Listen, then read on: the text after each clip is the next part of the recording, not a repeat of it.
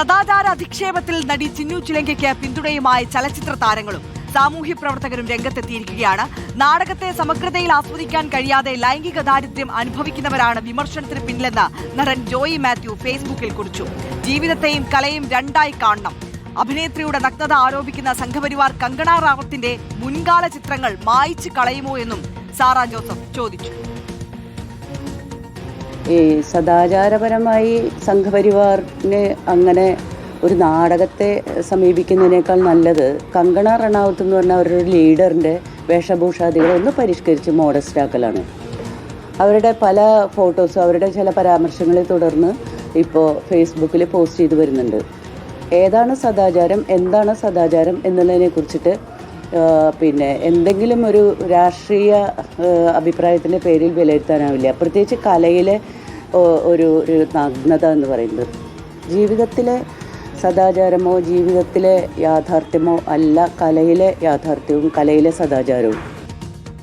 K Abhilash വിവരങ്ങളുമായി ചേരുകയാണ്. അഭിലാഷ്, അതാണ് സാറ ജോസഫ് ചൂണ്ടിക്കാണിച്ചതുപോലെ തന്നെ ജീവിതത്തെയും കലയും രണ്ടായി കാണാൻ കഴിയുന്ന മനുഷ്യർക്കാർക്കും ഒരു കലയെ ചൂണ്ടി സദാചാര ബോധം ഉയർത്തി പ്രതിഷേധവുമായി രംഗത്തെത്താനോ അല്ലെങ്കിൽ ആ കലാകാരെ ആക്രമിക്കാനോ സാധിക്കില്ല എന്നുള്ളതാണ്. വളരെ വിചിത്രമായ ചില നിലപാടുകളും കാഴ്ചപ്പാടുകളും ഒക്കെയാണ് മറ്റൊരു വിഭാഗത്തിന്റെ ഭാഗത്തു നിന്ന് ഇപ്പോൾ സൈബർ ഇടത്തിൽ നടന്നുകൊണ്ടിരിക്കുന്നത്. വലിയ പ്രതിഷേധം മറുവശത്തു നിന്നും ഉയരുന്നുണ്ട്. സാഹിത്യകാരന്മാരും കലാകാരന്മാരുമെല്ലാം ഒറ്റക്കെട്ടായി ഈ അധിക്ഷേപത്തെ പ്രതിരോധിക്കുകയാണ്.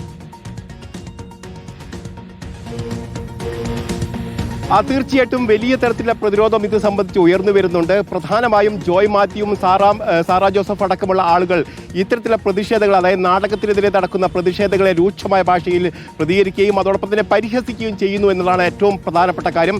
കാലത്തിനനുസരിച്ച് നാടകരൂപങ്ങളും കലാരൂപങ്ങളും മാറുന്നുണ്ട്. പക്ഷേ അതൊന്നും തിരിച്ചറിയാൻ ഇത്തരക്കാർക്ക് കഴിയുന്നില്ല എന്നുള്ള കാര്യമാണ് അവർ വ്യക്തമാക്കുകയും ചെയ്യുന്നത്. ഏതായാലും കങ്കണ റണാവത്തിന്റെ പഴയകാല ചിത്രങ്ങളടക്കം എടുത്തു മാറ്റുമോ, നശിപ്പിക്കുമോ എന്നുള്ള ചോദ്യം സാറ ജോസഫിന്റെ ഭാഗത്ത് വരുമ്പോൾ അത് കൃത്യമായ പരിഹാസമാണ് എന്ന് വേണം പറയാൻ.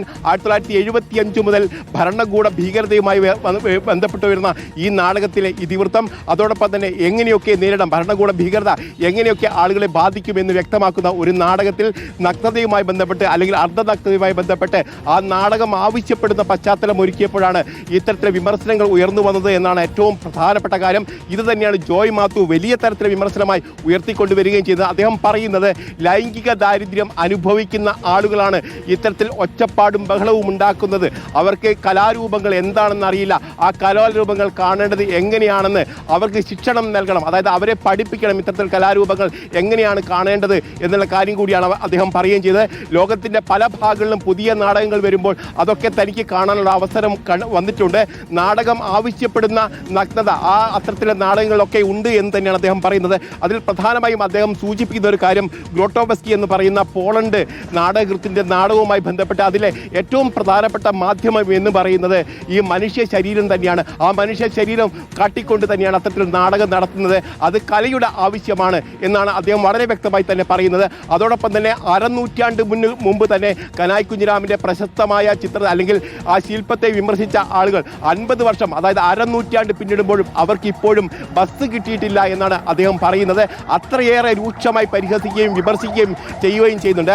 അതേ സമയത്ത് തന്നെ ഈ നാടകത്തിൻ്റെ പശ്ചാത്തലവുമായി ബന്ധപ്പെട്ട് അല്ലെങ്കിൽ അതിൻ്റെ പിന്നണിയുമായി ബന്ധപ്പെട്ടൊക്കെ അദ്ദേഹം നേരിയ തോതിലുള്ള ഒരു വിമർശനം കൂടി നടത്തുന്നുണ്ട്. കാരണം പ്രധാനപ്പെട്ട 2 നേതാക്കളുടെ ചിത്രങ്ങൾക്ക് മുമ്പിലാണ് ഈ നാടകം അവതരിപ്പിച്ചത്. അത് ഒഴിവാക്കുമായിരുന്നെങ്കിൽ ഇത്തരത്തിലുള്ള ട്രോളുകൾ വേണ്ടിവരില്ലായിരുന്നു. അത് ഈ നാടകത്തിൻ്റെ മാറ്റ് ഇനിയും ഉയർത്തപ്പെടുമായിരുന്നു എന്നുള്ള കാര്യം കൂടി ജോയ് മാത്യു വ്യക്തമാക്കുകയും ചെയ്തിട്ടുണ്ട്. ഏതായാലും ഈ നാടകവുമായി ബന്ധപ്പെട്ട് അതിൻ്റെ പശ്ചാത്തലത്തെ ഇതിവൃത്തത്തെ അദ്ദേഹം പൂർണ്ണമായും യോജിക്കുന്നു, അംഗീകരിക്കുന്നു.